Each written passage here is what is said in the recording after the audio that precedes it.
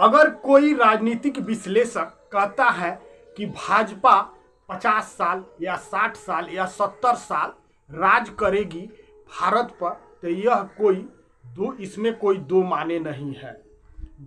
BJP का जो management है, बीजेपी का जो राजनीति है, वो इसी प्रकार से है। एक जो दर्री बिछाने वाला है वह भी मुख्यमंत्री बन जाता है, और एक चाय बेचने वाला है वह प्रधानमंत्री बन जाता है। दूसरे पार्टियों में जाइएगा तो आप अगर कह देते हैं कि मैं विधायक बनूंगा, मैं मंत्री बनूंगा या मैं पीएम बनूंगा, तो आपको सीधे तौर पर निकाल दिया जाएगा, क्योंकि पहले से ही तय रहता है कि इनका जो बेटा है वो मुख्यमंत्री बनेगा। जिनका पार्टी है, यानी हमारे कहने का मतलब है उनका बेटा मुख्यमंत्री बनेगा, उनका बेटा प्रधानमंत्री बनेगा, वगैरह वगैरह। तो पहले से तय रहता है कि इनका दामाद जो है वो ये मंत्री बनेगा, इस विभाग का मंत्री बनेगा। लेकिन भाजपा ने मध्य प्रदेश के चुनाव में एक बार फिर साबित कर दिया कि भाजपा जो पार्टी है, राजनीतिक पार्टी, वह किसी का घरेलू नहीं है, किसी रिश्तेदारी पर नहीं चलता है और किसी का अपना पार्टी नहीं है। उसमें जो सेवा करते हैं, जो अच्छे राजनीति करते हैं, जो सही ढंग से राजनीति करते हैं, अपनी पहचान बनाते हैं, उन्हीं को मौका मिलता है। वह खानदानी पार्टी नहीं है।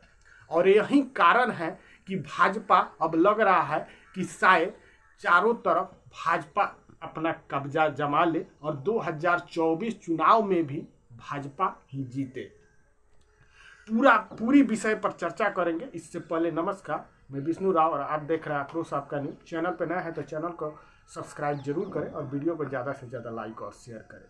अब समझिए इस बात को, मध्य प्रदेश का चुनाव था और मध्य प्रदेश के चुनाव में कोई नहीं जानता था कि किसको मुख्यमंत्री बनाया जाएगा।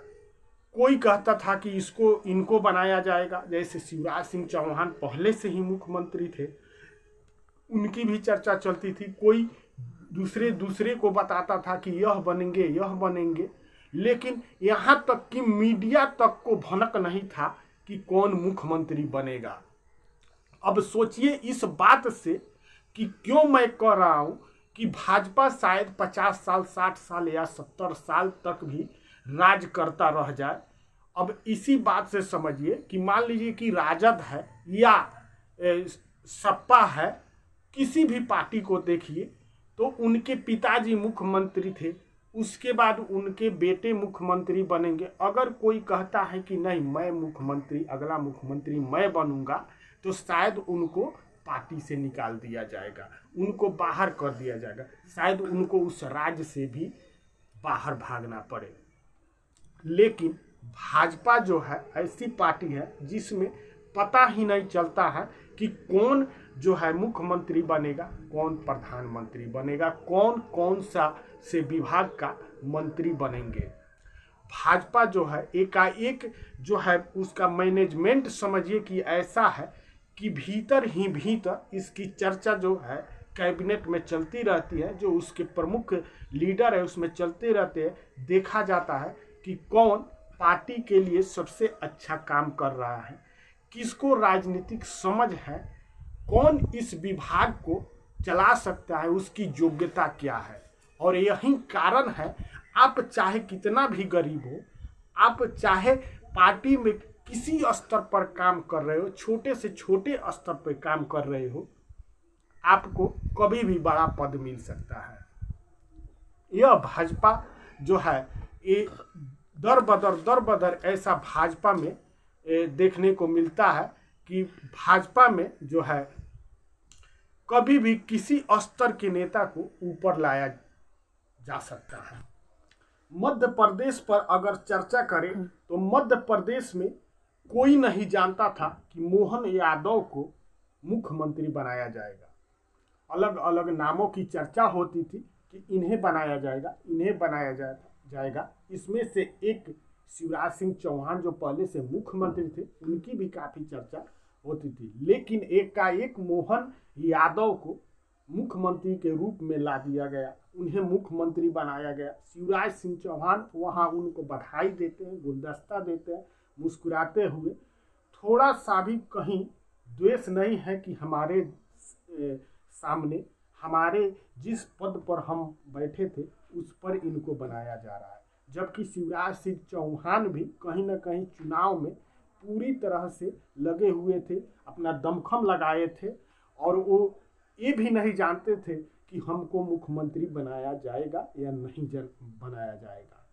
यह अब इस बात से समझिए कि मोहन यादव को मुख्यमंत्री बनाया जाता है और डिसिप्लिन देखिए पार्टी का कि मोहन यादव भी इस पर कोई टिप्पणी नहीं करते हैं, किसी प्रकार की चर्चा नहीं करते हैं।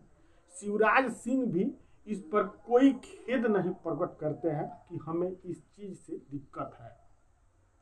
और यही मैनेजमेंट जो है कहीं ना कहीं भाजपा को इतना आगे ले जा रही है। और पार्टियों में जो है कहीं ना कहीं खानदान चल रहा है, तो यहाँ पे जो भी कार्यकर्ता काम कर रहे हैं वो जानते हैं कि कभी भी हम कहीं भी किसी भी स्तर पर पहुंच सकते हैं। और इस यही कारण है कि भाजपा के एक एक छोटे से छोटे कार्यकर्ता जो है पूरे मन और लगन से काम करते हैं। और शायद यही कारण है कि अगले 2024 चुनाव में भाजपा फिर एक बार वापस आए। राजद हो चाहे तमाम पार्टियां हो, ऐसे तो कहा जा रहा है कि भाजपा ने यह जो जातीय जनगणना बिहार में कराया गया है उसको जो है दबाने के लिए ऐसा किया गया है, जो यादव को मुख्यमंत्री बनाया गया है। लेकिन अगर दूसरी पार्टी की बात करें तो ऐसा कुछ भी नहीं है। वहाँ पर तो सिर्फ मुख्यमंत्री जी का बेटा ही मुख्यमंत्री बनेगा और जो है मंत्री जी का बेटा ही मंत्री बनेगा। यही पीढ़ी दर पीढ़ी चलता आ रहा है। आप कुछ सोच नहीं सकते हैं, वहाँ पे सामने है। आप जानते हैं कि अगर 2025 में राजद की जीत होती है तो तेजस्वी यादव मुख्यमंत्री बनेंगे। अगर समाजवादी पार्टी की जीत होती है तो क्लियर है कि अखिलेश यादव बनेंगे। और जेडीयू की जीत होती है तो कहीं ना कहीं नीतीश कुमार बनेंगे। ये हर कोई जानता है। लेकिन भाजपा ऐसी पार्टी है जिसका कोई नहीं जानता कि अगला मुख्यमंत्री उस राज्य का कौन होगा। बाकी इस मुद्दे पर आपकी क्या राय है कमेंट करके जरूर बताइएगा। और चैनल पर नया है तो चैनल को सब्सक्राइब जरूर कीजिएगा। जय हिंद, जय बिहार।